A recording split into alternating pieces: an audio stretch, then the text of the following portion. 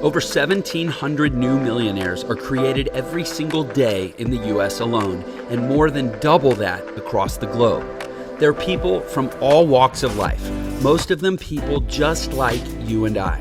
So the big question is this: how are so many people who didn't inherit money or have any special advantages overcoming the odds and becoming millionaires? That's the question, and this show will give you the answers. My name is Jeff Lerner, and welcome to Millionaire Secrets.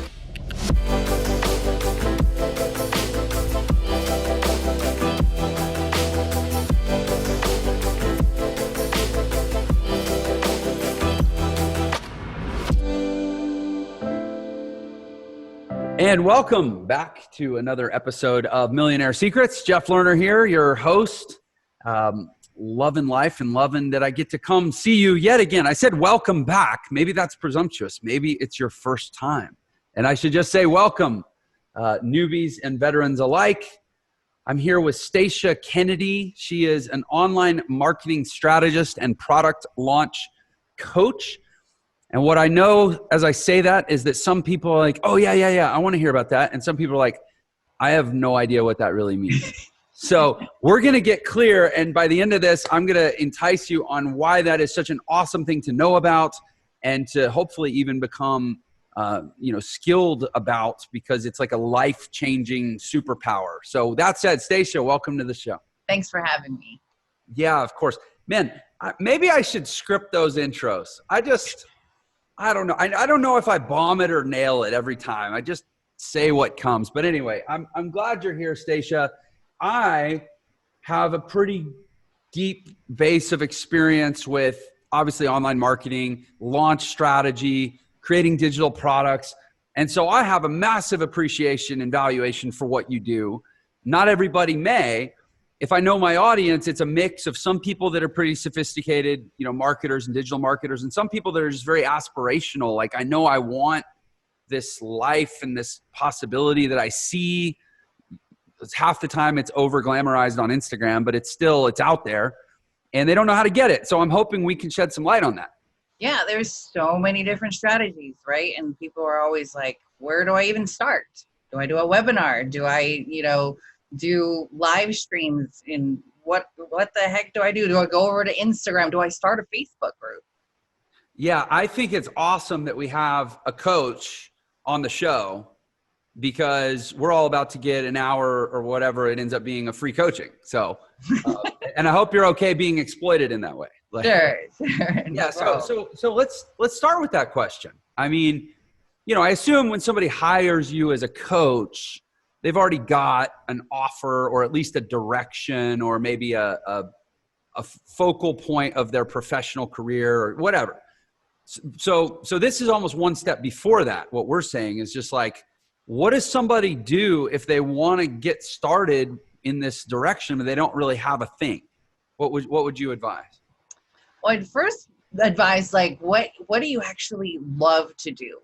So a lot of times we go and figure out, what niche that actually has money. I actually started off in real estate, helping realtors, and actually my first mentor, really big time mentor, was my mentor that hired me to do online marketing. And I actually usually start off my story, I guess, of where I got started with him, because literally, I don't know if you remember back in 2009, a flip camera and Facebook literally changed my life. I filmed my mentor speaking, who was a real estate developer and entrepreneur, at a nonprofit event, and because he just had this great story. He was helping people. He came from nothing over from Vietnam to the U.S. and eventually became a realtor and wanted to give back and started building homes for the homeless. And I just resonated with that story. Like, wow, I really want to get involved in real estate somehow. I wasn't sure what I wanted to do. I was a single mom at the time. And I filmed him speaking his story, posted it on Facebook, tagged him, and he reached out to me and was like, how did you do that? I need someone to do that for me all the time. I basically started with him as my I was basically the behind the scenes, I guess, D-Rock of Gary Vaynerchuk, if you know what I mean. Yeah. And so we repurposed his videos all over social media to keep him on top of mind with his current customers and his database. And that's basically where I got started. So I bring that up because it's just that there's so many things that you can do. And he taught me so much about mindset, right? And about, there's all these things to do, but if you don't feel good about it, I tell my students all the time, like, if you don't feel good about starting a Facebook group and it's like, it just pains you and you're just like, ugh, like, that's not a way to build a business. Build a business around what you love to do and build a strategy around how you want to do it, how you want to deliver it. I'm all about video. I love that you asked me to be here on a podcast/video because I am not a good writer. So if I'm not a good, like, if I have someone who says they don't like to be on video and they're shy, then write a post, like, go and like find a blog, like, write your heart out. If you're good at writing, I'm not that great at writing, so I can speak my truth and be a genuine speaker on video. And I've been doing this for a while, and I can actually take this video and then, like your team will probably take this and transcribe it and do all the fun stuff to it. But I always tell people, find something that you're passionate about and that you can just talk about for hours and hours. And marketing is one of those things that you can get me excited about, and I'll just start talking and not stop.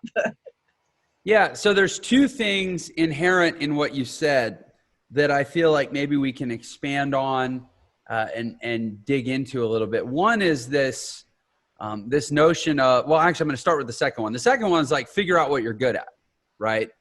If you're good at writing, write. If you're good at talking, talk. If you're good on video, be on video. But if you're good at talking and you're not good at video, then do a podcast. If you're like, find your thing, right?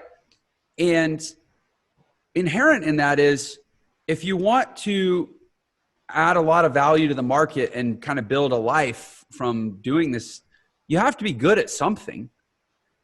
And you only need to be just a little bit good and one step ahead than anybody else. Because yeah, I agree with that. But the reason I say that, though, is because sometimes I feel like people, they have an end result in mind. They want to have a life of freedom and flexibility and financial abundance, and they want the lifestyle or the benefit, but like, they haven't quite yet taken responsibility for the fact that, like, if you want, not everybody has that thing, that life that you're describing.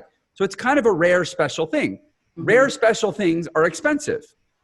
The price that you pay is you have to actually be good, right? You can't just, and frankly, the desire for that doesn't actually make you good at anything. Now you have to go to work and develop the skills.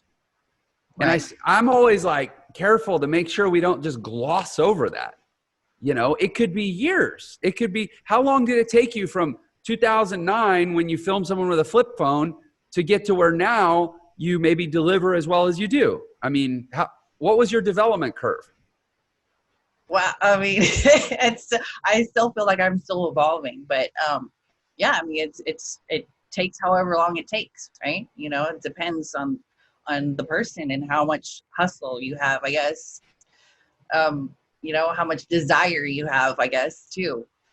Yeah. And I say, I have a lot of young people in my audience. At least I conclude that based on the volume of direct messages I get. And frankly, the number of people that I get saying, Jeff, I'm 14. Can I still join your program, or do I need? And I'm always like, yeah, if it's our low ticket, sure, just join. But if it's anything beyond, you have to get your parents' permission. Literally. So I know I have a lot of young people, and so I'm saying this a lot, like somewhat to the young people.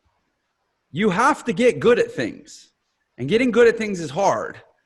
School is hard. School is an opportunity to get good at certain things. I don't always think the things you get good at in school are the things that are going to lead you where you want to go in life. For some they are, for some they aren't. But it's always a non-negotiable that you have to work hard and you have to do it for a long time. Yeah. And, young people sometimes being all about immediate gratification, maybe need to hear that. But okay. So, and I'm 41 and I'm still learning that, by the way. I'm highly impatient. But the second thing, which was the first thing you said, was there's kind of a debate, I would say. I mean, I have these conversations all the time. And I would say some people say, it doesn't matter what you love. It doesn't matter what your passion is. Figure out a scalable business model and do that. Figure out something that has, profitability, deliverability, serviceability, marketability, and scalability, and do that. Like nowhere in that was like lovability. That's true. And then there's other people that are like, listen, if you're going to put your heart into something, if you're going to work as hard as entrepreneurs have to work, you should love it. So true. I'm curious, you've said, I think to some degree, what side of the debate you're on. What would your argument be to the other side? My argument would be, if you have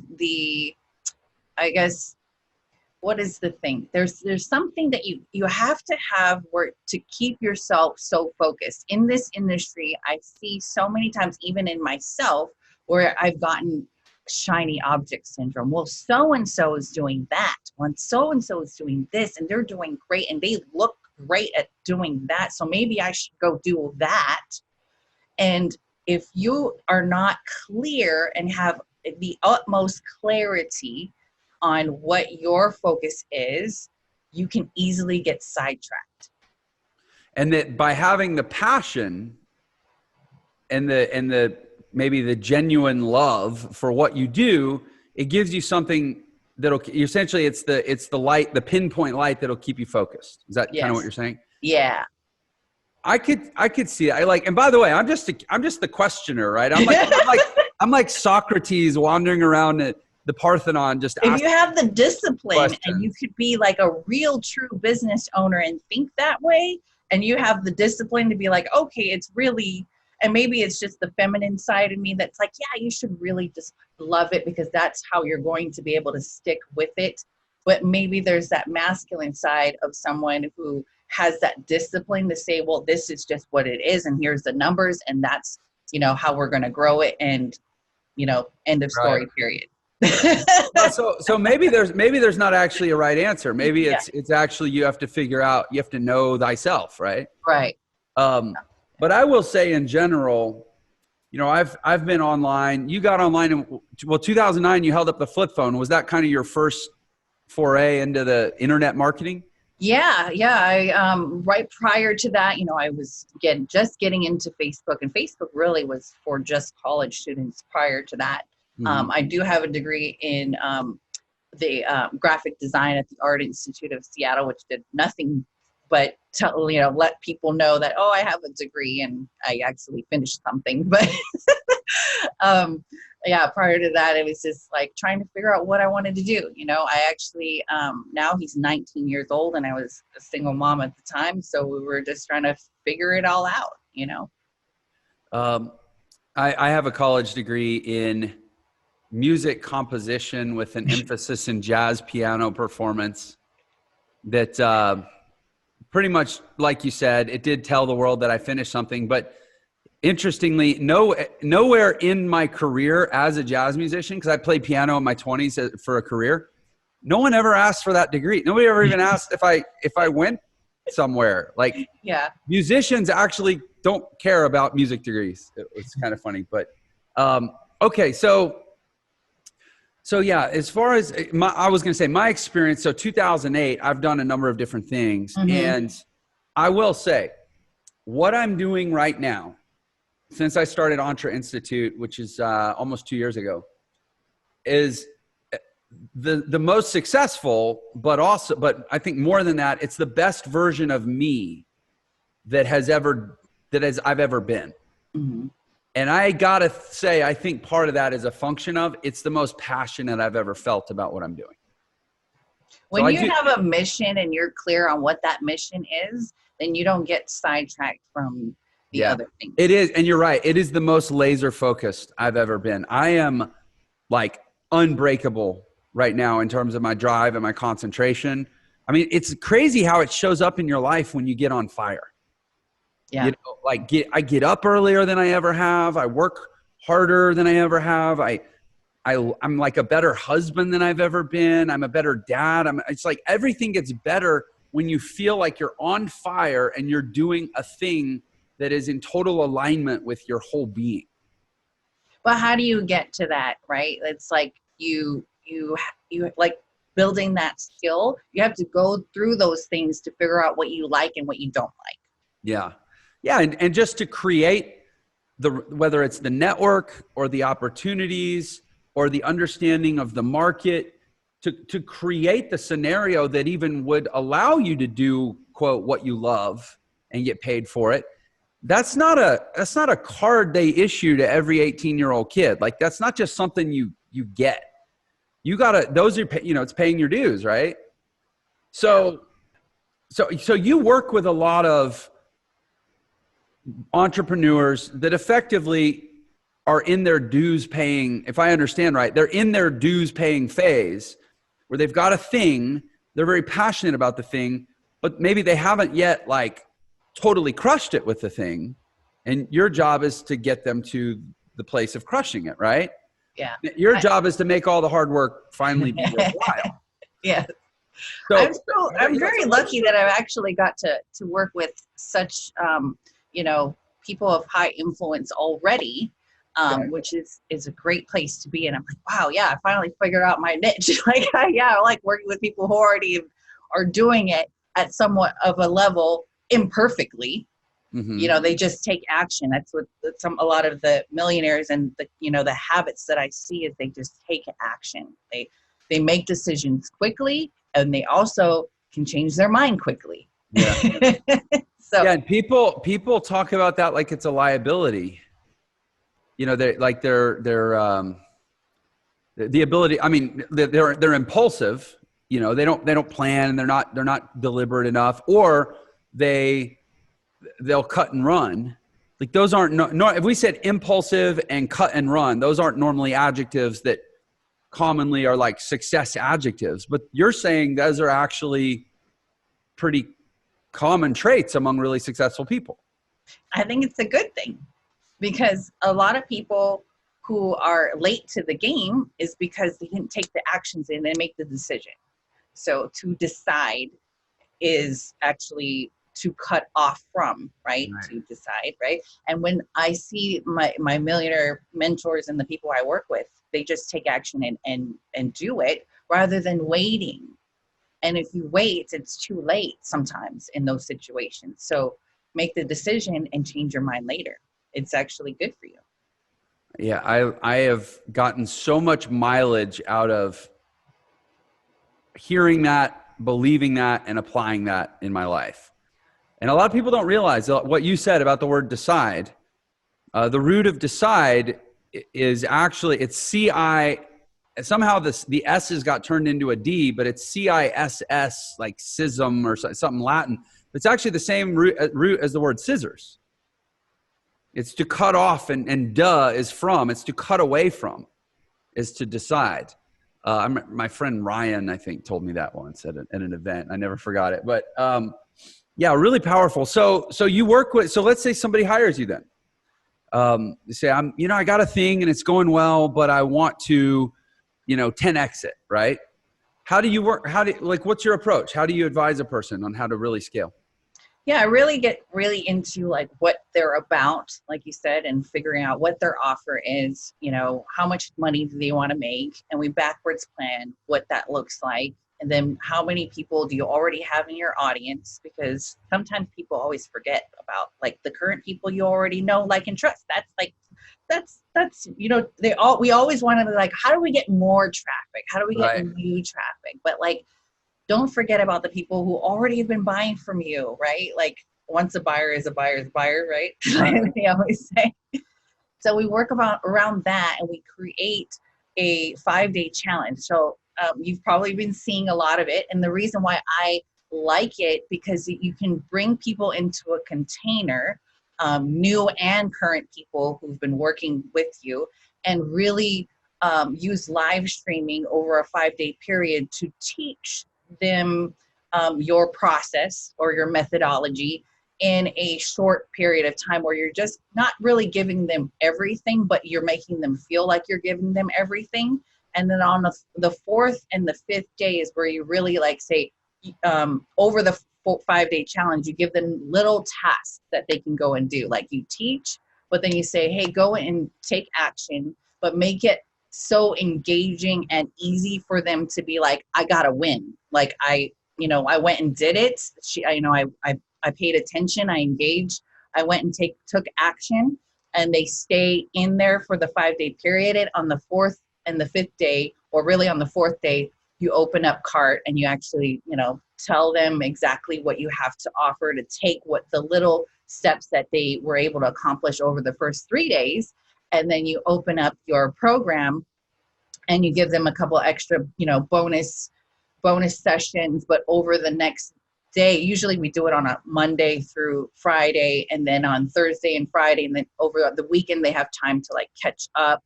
And this is all done inside of a Facebook group and delivered through live streaming. And that just really gives you that genuine interaction too when you do it in a live stream. And the people that I work with, they're already great on camera, and they're just so charismatic. So over the 5 days, it really hits home with their audience. And then on Monday and Tuesday, you have, you kind of give them that sense of scarcity. Like, we're going to take it down. Like, you have till Tuesday to buy the offer. They might have a payment plan depending on what the offer is. And then that's pretty much it. We offer prizes to give them incentive to keep going throughout the 5 days. It's a whole like gamification of it as well too, where you're, just like Starbucks, right? You go to Starbucks, you got the stars, and you buy more, and it makes you want to come back and buy more. So we're giving them that sense of urgency, playfulness, live interaction. And so it's a whole production. So I basically run the whole thing on the back end and tell them, you just show up. We work together, putting together the graphics and all the things that goes involved with getting people to the day of the challenge, and all the activities and events that are going throughout the challenge, and making sure they all get their homework done, and putting those posts and things like that all in there. So it's kind of a lot, but it's a lot for someone to do on their own. So if they're most of the time they're a solo entrepreneur, they maybe have one VA, or they've been doing everything on their own, and it's so nice that they can work with me and I take all the stress off on launching. Yeah. So I hope that, again, thinking about the audience who's listening to this, some people probably are very familiar with launch. Sorry, it must be a lot. No. I'm so glad you really articulated it and in as much detail as you did, because there are some people who are like for me, for example, I'm like, well, I'm very familiar with product launches, and I'm very familiar with challenge funnels, for example, and I'm very familiar with Facebook groups. But I still, you never get sick of hearing other people articulate how the pieces fit together to do the thing that we're all, out there sort of doing, trying to drive engagement, connection, community, and ultimately buyer relationships with our audience. First we have to build the audience, I guess. That's a whole other conversation. But some people are like, I don't know what all those words meant, but I suspect even people who didn't necessarily get it, they can appreciate the value of having a systematized way to convert, kind of a big crowded conversation like a group, and convert that into within 1 week. Everything you just said happens in like a 1 week container, into a really, not just a lot of money. Like that's what everybody I think sort of immediately is like, well, man, I did a launch, and it was a $200,000 launch or whatever. But like those relationships that come out of that launch, that's only the first week of the relationship. Now the fun really starts. You actually get to change people's lives. You get to expand your influence. You get to expand your own authority, deepen your create raving fans that are going to go out and make it easier to build audiences in the future. Like, it's a really, really powerful model. And in the world we live in, what I know is that, frankly, the vast majority of businesses are kind of stumped on how it all works these days. They're still coasting on old marketing models. They're coasting on referrals. They're coasting on, just local presence in the market. I've been practicing for 20 years and everybody kind of knows who I am. But to the new person coming out, if they go to the old guys that have been doing it for 30 years and say, well, hey, how do I launch my new insurance agency, or how do I launch my new floral business, or how do, whatever, they're going to tell you, well, you just hang up your shingle and you do the work and you go network at the groups and you pass out cards, at Luby's on cafeteria on Fridays, or what, they're wrong. That's bad advice. What you're saying is the good advice. Like, people need to learn this stuff.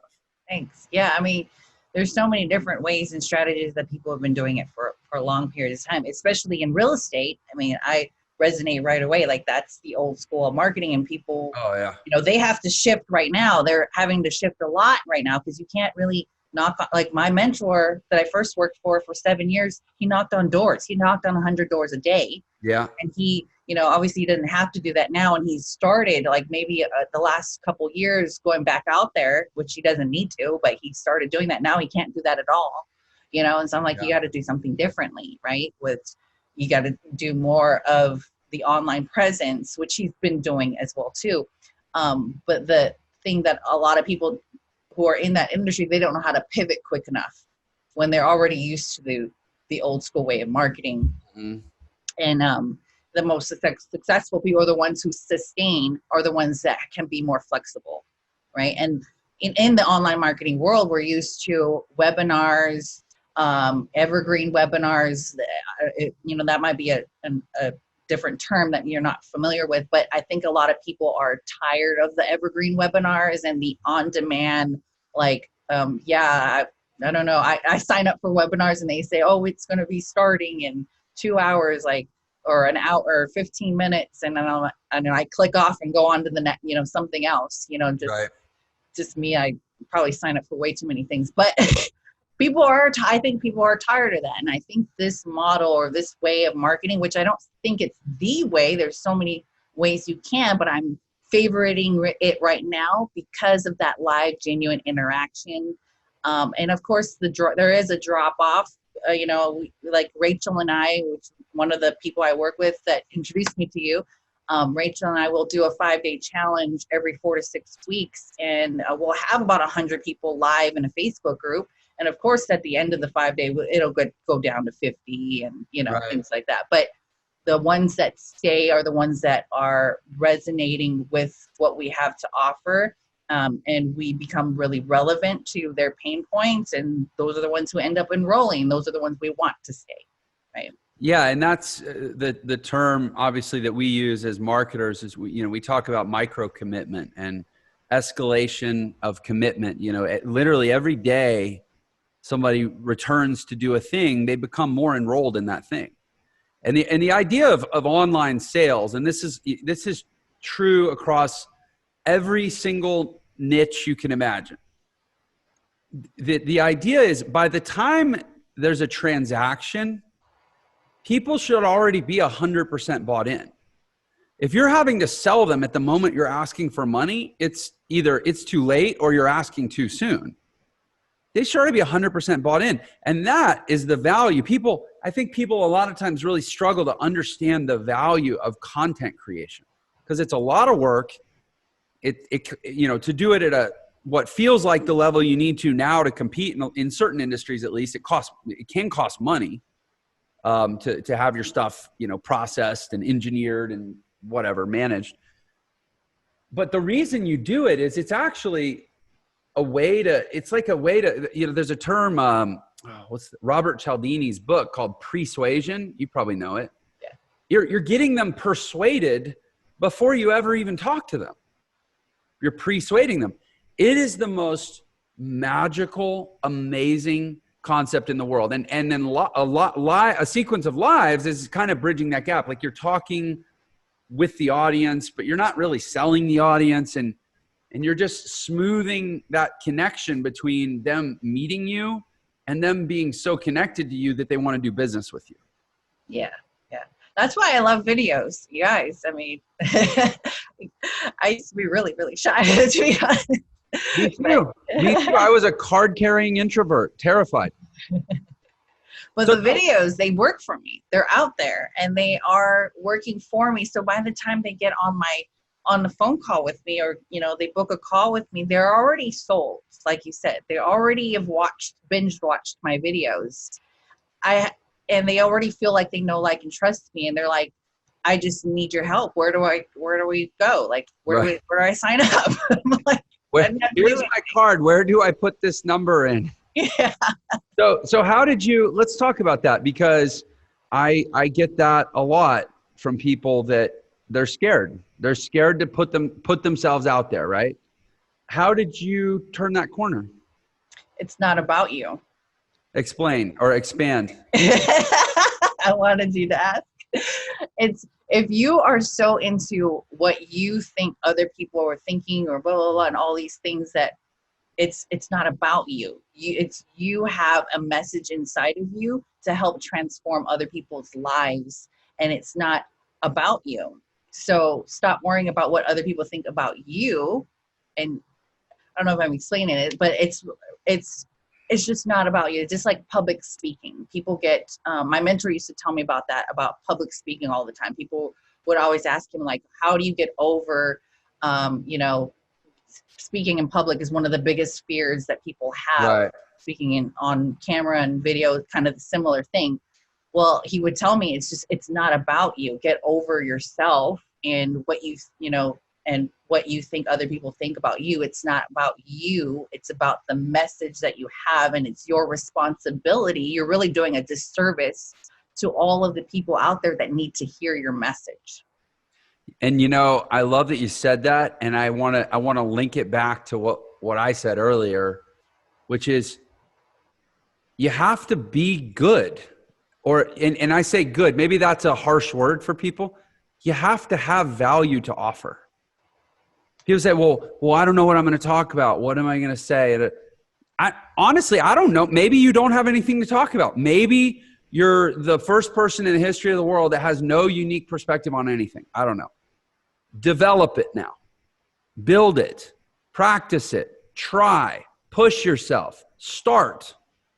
There's no, if you're actually that hopeless, if you have nothing to say, no unique insight, and nothing to offer, congratulations. It can't possibly get any worse. So start and give it at least the potential to get better. Like, I mean, you can tell I kind of deal a lot with people trying to literally trying to shove them out of their own way. And I agree. I love what you said. You know, it's not about you. And I think that you can lace this in with any business.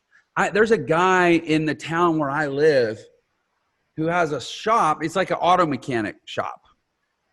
And he has literally turned his business, at least his marketing, into a model of how can I improve your relationship with the inside of your car. And he goes on and he does sessions where he's like, this is the carburetor, and this is how the engine, you know, how it fits. This is how you change your oil. This is how you change your tire.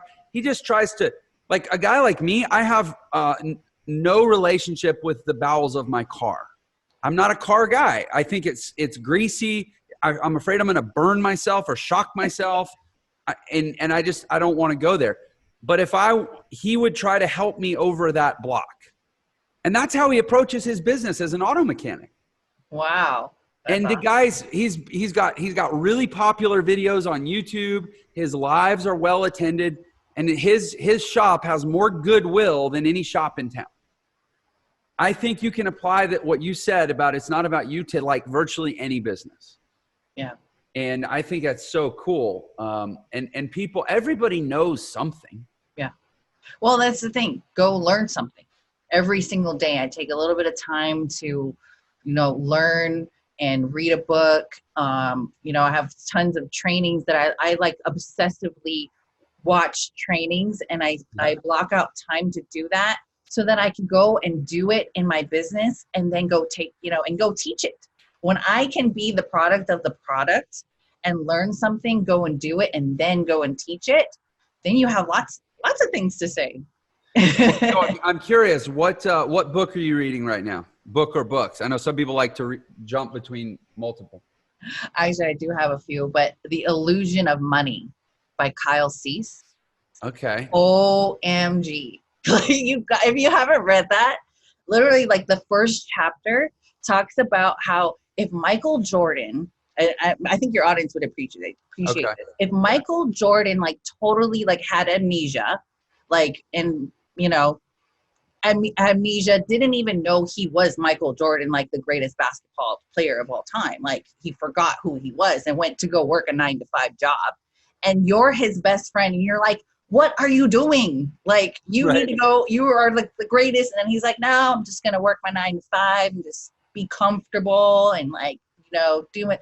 And you're just like, that's how we are walking around. And we're just like, what are you doing? You have greatness inside of you. And you're just want to be mediocre, like, you know, like I love that. So that's in that book. I actually just pulled it up on my other screen, The Illusion of Money. Do you do audiobooks? Yes. Okay. I have that. I have, oh my gosh, I have so many. I'm totally not right this second on the show, but like when we're done, I'm going to actually download it. That sounds like a great book. Yeah, I agree. And I, you know, you kind of, what you said just sort of echoes kind of the same theme. Well, how do you help people? You share what you know, you share what you believe. Well, what if I don't know anything? What if I don't believe anything? That would be a hard thing for someone to say, I guess. But then go learn it. I started 12 years ago, my online teaching career. Basically, I would go read the help section. Like I remember one of the first videos I did was I went and read the help section of Aweber. You know, the autoresponder, right? It was like their knowledge base. I pulled it up and it was like how to integrate an Aweber form with a WordPress site. And I just read the help section and I went and I did it. I integrated an Aweber form with a WordPress site. And I got to where I felt like I was reasonable at it and I could kind of explain it. And then I made a video teaching people what I had learned like 4 hours before reading the Aweber help article. That's exactly how I got started too. Really? People would ask, as I was working for my millionaire mentor, I was doing things and learning things like that. And people kept asking me questions and I'm like, let me just do a video because it's easier for me to just explain it on the video than to tell you. So I would do these videos and then I started getting commissions and like people would buy the product I was talking about. And I'm like, and it wasn't just my friends and family anymore. And I'm like, right. Oh, that's when you know, you're like, oh, yes, I got a sale that wasn't my friend and family. And then it's like, if I can make $1 online, I can make $1 million online. Why not? Yeah. And by the way, what you just said is 100% true. The hardest dollar to make online is the first dollar. 0 to 1 is the hardest interval online. In fact, I always say, there's really not much of a middle class online because there's people who are still figuring it out. And when you're figuring it out, you're anywhere from losing a bunch of money, you know, blowing money on ads or hiring, you know, buying training or hiring coaches, or like you're just spending, right? You haven't actually started earning yet. And then once you figure it out, well, it's so, because it's the internet, it's so duplicatable and it's so scalable, you just turn it up. And once you start turning it up, you go from like 0 to hero so fast. I mean, compared to most people, now you're like high on the hog, you know, maybe you're making like, I mean, you were telling me a story before we hit record about a recent client that like used your model and launched, and made like what, $26,000 in a week. And like, that's a repeatable process. It's not like they made $26,000 and then they got to live off of it for 2 years. you literally rinse, wash, repeat 3 or 4 weeks later. You do it, you know, and that's, now you're suddenly like elite. And there's almost no middle class. You know what I mean? There's nobody who like only makes $4,000 a month online.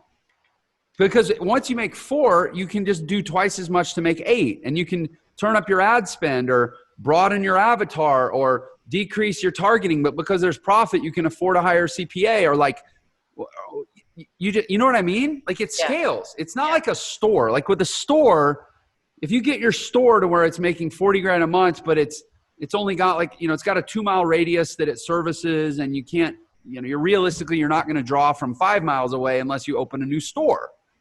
So you got to invest all the money, all the time, all the startup, get another bank loan, hire and train new staff. And if you want to turn 40 grand into 80 grand, you got to hire, open a new store. That's not how the internet is.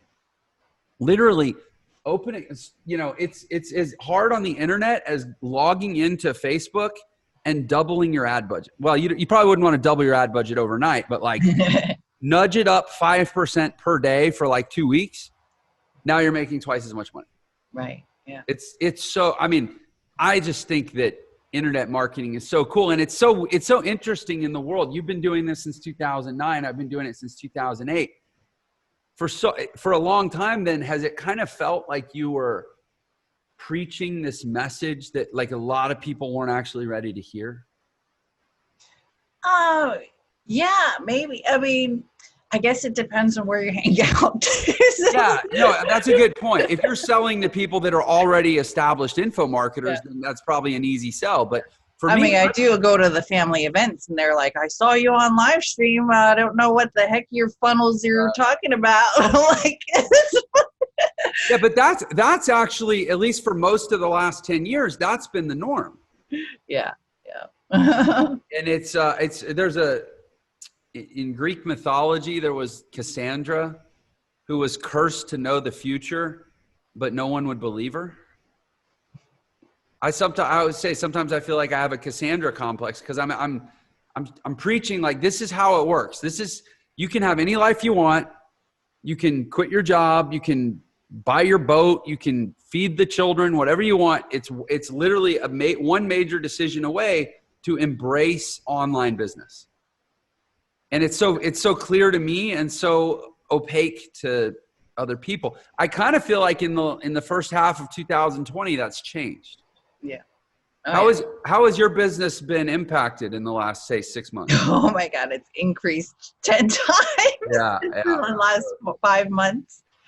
And but speaking of the change, I guess too, like I've always been or not always, I guess, but learned from my millionaire mentors, it's who you hang out with, right? So I don't hear the negative thoughts or objections by the, say, normal people, I guess. And I only hang out with entrepreneurs and online marketers. And it's so funny because all of my friends that talk to me, they call me because they're like, you're my business bestie, and I can't talk to my high school friends or my other friends or my family about business stuff. Like we can just, for hours be talking about this stuff, but that's all I hang out with, other than, my family and my kids and my husband who understands, but still kind of gives me little looks here and there. Like, you're crazy, but I love you. Keep doing it. So, again, it's the 5 people you hang out with the most, right? Like you're an average of those 5 people. Yeah. You just described my life to a T. I have my family in that picture there. I see them. And then essentially my online world. Half the reason I started this show and this podcast was it broadens the group of people that I get to hang out with, and they're all to a T. And I hope the people in my audience will look at this show and go, I wonder if Jeff's ever going to run out of guests. I wonder if we're ever going to run out of really successful, self-made entrepreneurial stories. And I guarantee you, I could be on episode 10,000 and I still wouldn't have scratched the surface. And I say that, and maybe you can speak to this. I say that because I sometimes think that this is like this off limits, very exclusive club of people that get it and that do it and that have it, and that they don't have they're not invited. This club wants you, and I'm curious. So for you, are there any people this is maybe a little twist of a question, but are there any people that come to you and say, hey, I like your methodology, and you go, well, yeah, but it's really not a fit for you?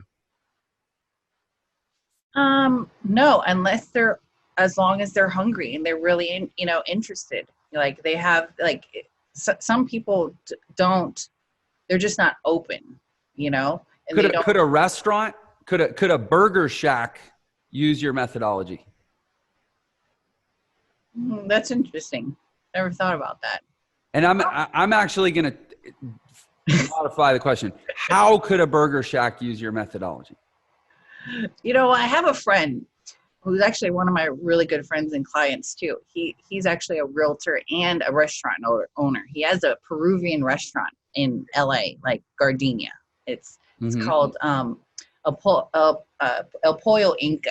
I'm going to give him a plug. And right now he's having, hard time, but what I thought was really cool that he started doing, which got him a lot of press, is he started giving to the older folks, the senior citizens in his area. And he started actually delivering food to them, because these senior citizens, they can't come, and they're don't have much money. They're on a senior budget too. So he was giving selflessly to this community. And he got press, and he got so much press around it that the community also started donating money for him, because he was doing it out of his own pocket too.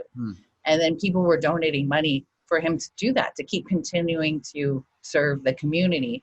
And that press not only kept sustaining him in this hard time, but that also is something that can be translated on the internet too, and making sure that so there's different types. I wouldn't, say that a launch would be good for him, but right. There is also, ways that you can do that to feature your business, but not be a spammy way, or do it in a way that, doesn't feel good and just kind of awful. But there's a way to really highlight your business and use the internet and, do good things, I guess. Yeah. Is there any reason he couldn't do a YouTube video on, how to cook a Peruvian chicken? Oh yes. I always told him, you gotta get in that kitchen and do those videos. The thing is, the auto mechanic guy, right? I keep telling him that, yes. You will get so much visibility for your business if you just teach them how to do it from home, but they don't want to do it themselves. They'll come in. Right. Yeah, exactly. Yeah. Teach people how to, extract their own tooth and see if they'll actually try to do it. They're not. They're coming to you because they want the drugs. So let me ask this then. And I know we have a hard stop in about 5 minutes. So I want to ask probably the other missing piece of the puzzle question from what you've talked about. Let's say in a world where everybody decided, okay, I'm going to take Stacia's advice. and I know this isn't the only thing you would teach, but let's say they took this and said, we're all going to do it, right? 7 billion Facebook groups. Not that there would ever be such a thing, but how do you stand out? How do you get people to come in the first place and want to be a part of your tribe?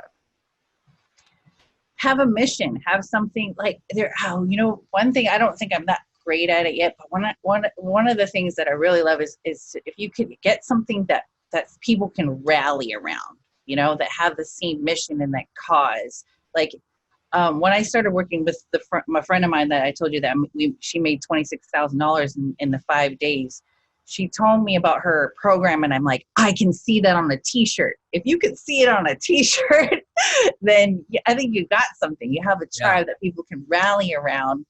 And one thing I do want to kind of bring in as well is that if you're completely not sure, and this goes back to the passion thing and why I say go with what you're passionate about. Maybe you're passionate about a certain subject, but you don't have the experience yet. The way to get that or build authority in that area is to interview people like this, like having a show where you interview and you bring those people because you're interested, and that automatically aligns yourself with that niche or with that area of expertise. I say, I worked with realtors because I got, I was able to get the attention of my millionaire mentor who was a realtor. I have not bought a house before or have I don't have a real estate license or anything, but I'm known in that industry because I worked with those people and I've highlighted them. And so there's a way that you can be almost the interviewer and not the expert. Like if you don't feel comfortable, you're not the expert yet, maybe you be the interviewer or the producer behind the scenes. Or maybe there are some businesses that are completely not even part of the brand.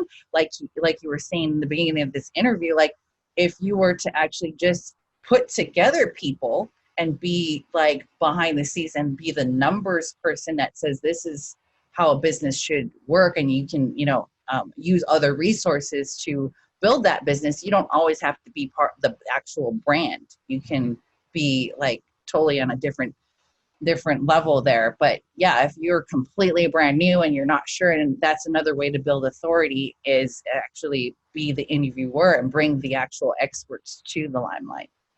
So you said two things that I think are great to sort of touch on.